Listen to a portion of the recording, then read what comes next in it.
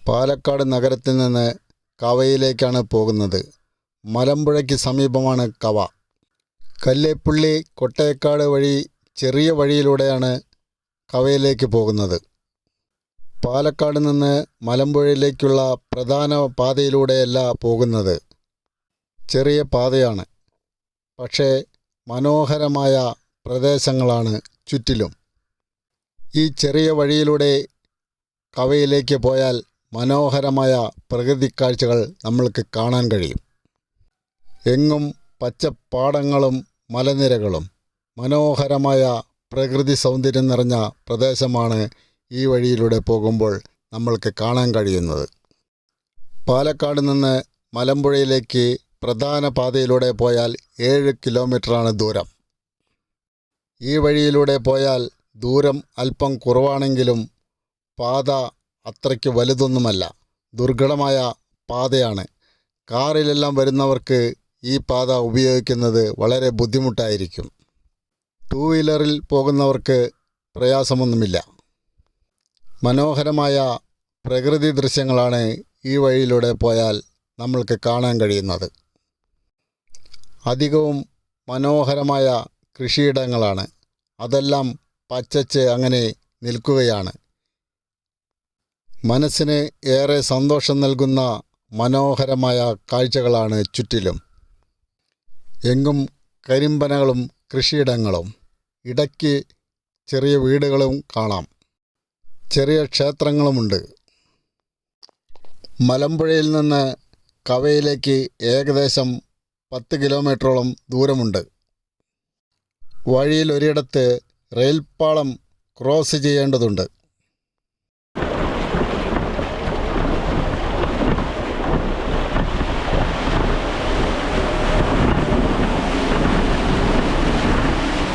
റെയിൽപ്പാളത്തിന് അടിയിലൂടെ ഒരുവിധം പ്രയാസപ്പെട്ട് തന്നെയാണ് പുറത്തേക്ക് കടന്നത്. കട്ടക്കല്ലും വെള്ളവും. എല്ലായ്പ്പോഴും ഇങ്ങനെ വെള്ളം ഇവിടെ ഉണ്ടാവണമെന്നില്ല. ഇപ്പോൾ മഴക്കാലമായതുകൊണ്ടാവാം. ഇടയ്ക്ക് മലമ്പുഴ കനാലിനെ ക്രോസ് ചെയ്യുന്നുണ്ട്. ഏതായാലും ഈ വഴിയിലൂടെയുള്ള യാത്ര വളരെ രസകരമാണ്. ഇടുങ്ങിയ വഴികളാണ് അധികവും. റോഡ് നേരെ ചെല്ലുന്നത് മലമ്പുഴ കഞ്ചിക്കോട് റോഡിലേക്കാണ്. മലമ്പുഴ റോപ്പ് ഗാർഡൻ്റെ സമീപത്താണ് ചെറിയ റോഡ് വന്നു ചേരുന്നത്. അവിടെ നിന്ന് കഞ്ചിക്കോട് റോഡിലേക്ക് കുറച്ച് ദൂരം പോയി ഇടതുവശത്തേക്ക് കവയിലേക്കുള്ള റോഡിലൂടെ പോകണം. ആനക്കല്ല് വലിയകാട് റോഡാണ്. കവ ആനക്കല്ല് വലിയകാട് വഴി തെക്കേ മലമ്പുഴയിലേക്ക് എത്തുന്ന റോഡാണിത്. അവസാന ഭാഗം റോഡ് പൂർത്തിയായിട്ടില്ല. ആനക്കല്ല് റോഡിലൂടെ പോകുമ്പോൾ പല നിർമ്മാണ പ്രവർത്തനങ്ങളും ഇവിടെ നടക്കുന്നത് കാണാം. ടൂറിസത്തിന് വേണ്ടി വലിയ രീതിയിലുള്ള നിർമ്മാണ പ്രവർത്തനങ്ങളാണ് ഇവിടെമെല്ലാം നടന്നുകൊണ്ടിരിക്കുന്നത്. ശരിക്കും ഇതൊരു വനപ്രദേശമാണ്. ഇവിടെ നിന്നങ്ങോട്ടുള്ള യാത്ര വനത്തിലൂടെ തന്നെയാണ് പോകേണ്ടത്. നെൽകൃഷിക്ക് വേണ്ടിയുള്ള പാടങ്ങളൊന്നും ഇനിയില്ല. ഇനി വെറും കുന്നുകളും മലകളും മാത്രം. പാലക്കാടിൻ്റെ വേറൊരു പ്രകൃതി ഭംഗിയാണ് നമ്മൾക്കിവിടെ നിന്ന് കാണാൻ കഴിയുന്നത്. മരങ്ങൾ മുറിച്ച് പല നിർമ്മാണ പ്രവർത്തനങ്ങളും ഇവിടെ നടന്നുകൊണ്ടിരിക്കുകയാണ്. പ്രകൃതിക്ക് എത്രമാത്രം ദോഷം ചെയ്യുമെന്ന് ഇത് ഇപ്പോഴൊന്നും അറിയുകയില്ല. ടൂറിസം ഇപ്പോൾ ഇവിടെ വലിയ രീതിയിൽ സ്വാധീനം ചെലുത്തുന്നുണ്ട്. ധാരാളം സഞ്ചാരികൾ വന്നു പോകുന്ന പ്രദേശമായിക്കൊണ്ടിരിക്കുകയാണ് ഈ ഭാഗമെല്ലാം. താമസ സൗകര്യങ്ങളെല്ലാം വളരെ കുറവാണ്. അധികവും സർക്കാരിൻ്റെ വനപ്രദേശങ്ങൾ തന്നെയാണ്. ചിലയിടത്തെല്ലാം നാട്ടുകാരുടെ വീടുകളുമുണ്ട്. കൂട്ടത്തോടെയുള്ള വീടുകളൊന്നും അധികമില്ല. ഒറ്റയ്ക്കുമായിട്ടുള്ള വീടുകളാണ് നമ്മൾക്കിവിടെ കാണാൻ കഴിയുക. ധാരാളം വന്യജീവികളുള്ള പ്രദേശമാണ് ഇവിടമെല്ലാം. ആനകൾ കടന്നു പോകുന്ന സ്ഥലത്ത് സൂചിക ബോർഡുണ്ട്. വാഹനങ്ങളൊന്നും പരിസരത്ത് നിർത്താൻ പാടില്ല എന്ന് ബോർഡിൽ എഴുതി വച്ചിട്ടുണ്ട്. കൃഷിസ്ഥലങ്ങളിലെല്ലാം ഇലക്ട്രിക് വേലികളുണ്ട്. ആർക്കും വളരെയധികം ഇഷ്ടപ്പെടുന്ന പ്രകൃതി ഭംഗിയാണ് എല്ലായിടത്തു നിന്നും നമ്മൾക്ക് കാണാൻ കഴിയുക. അതുകൊണ്ട് തന്നെ ഈ വഴിയിലൂടെയുള്ള യാത്ര വളരെ രസകരവും കൗതുകവുമാണ്. ചെറിയ ഭക്ഷണശാലകളും ഹോം സ്റ്റേകളും ഇവിടെ ഇപ്പോഴെല്ലാം ഉണ്ട്.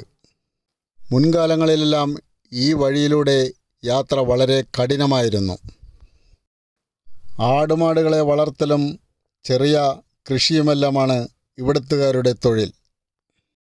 കേരളത്തിലെ തെക്കൻ ജില്ലകളിൽ നിന്ന് വന്നവരാണ് ഇവിടുത്തെ ജനവിഭാഗങ്ങളിൽ അധികവും.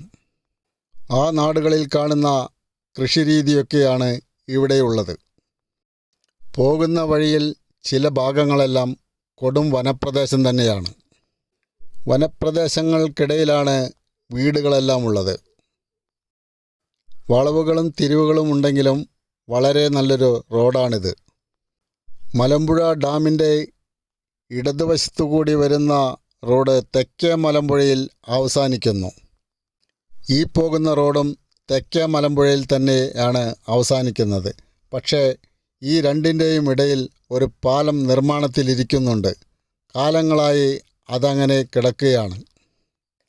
ആ പാലം പണി പൂർത്തിയായിരുന്നെങ്കിൽ ഈ വഴിയിലൂടെയെല്ലാം വളരെയധികം വിനോദസഞ്ചാരികൾ വന്നു പോകുമായിരുന്നു.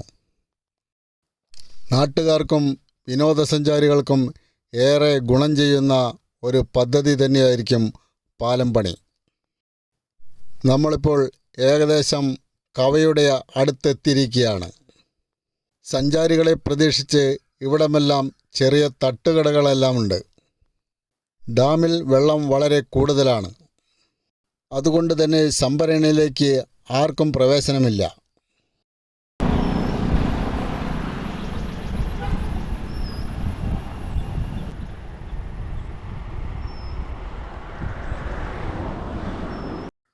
നല്ല തണുപ്പും കാറ്റും നിറഞ്ഞ പ്രദേശമാണ്. വളരെ മനോഹരമായ പ്രകൃതി കാഴ്ചകൾ നമ്മൾക്കിവിടെ നിന്ന് കാണാൻ സാധിക്കും. ഡാമിലെ വെള്ളം ഒരു കടൽ പോലെ അലയടിച്ചുകൊണ്ടിരിക്കുകയാണ്. എത്ര നേരം നിന്ന് കണ്ടാലും നമ്മൾക്ക് മതിവരില്ല. ജലാശയത്തിൻ്റെ ഭംഗിയിൽ നമ്മൾ എത്ര നേരം വേണമെങ്കിലും നിന്നു പോകും. ധാരാളം സഞ്ചാരികൾ വന്നു പോകുന്ന പ്രദേശമാണ് ഇവിടമെല്ലാം. വേനൽക്കാലങ്ങളിലും വളരെ മനോഹരമായ പ്രദേശമാണ് ഇവിടമെല്ലാം. കവ പിന്നിട്ട് വീണ്ടും ആനക്കല്ല് റോഡിലൂടെ പോവുകയാണ്. പോകുന്ന വഴിയിലെല്ലാം മനോഹരമായ കാഴ്ച തന്നെയാണ് കാണാൻ സാധിക്കുക. മലമ്പുഴ ഡാമിലേക്കുള്ള ആദ്യത്തെ പുഴ ഇവിടെയാണ്. ഒന്നാം പുഴ എന്ന പേരിൽ ഈ പുഴ അറിയപ്പെടുന്നു. കലങ്ങിയ വെള്ളമാണ് പുഴയിൽ. മഴക്കാലമായതുകൊണ്ടാവാം.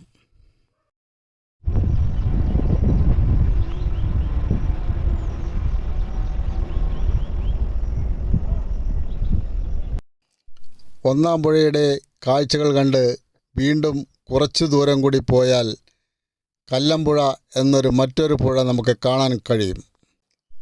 തെങ്ങും കവുങ്ങും നിറഞ്ഞു നിൽക്കുന്ന കൃഷിയിടങ്ങളാണ് ചുറ്റിലും.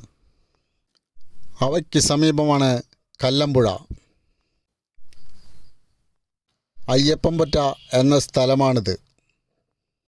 കല്ലമ്പുഴയിൽ തെളിഞ്ഞ വെള്ളമാണ്. ഒരുവിധം നല്ല ഒഴുക്കും കല്ലമ്പുഴയിലുണ്ട്.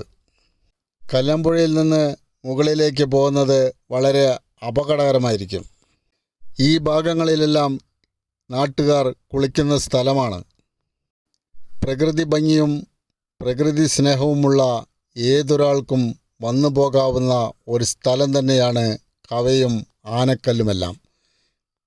മനസ്സിന് വളരെ കുളിർമയും അനുഭൂതിയും നൽകുന്ന പ്രദേശം.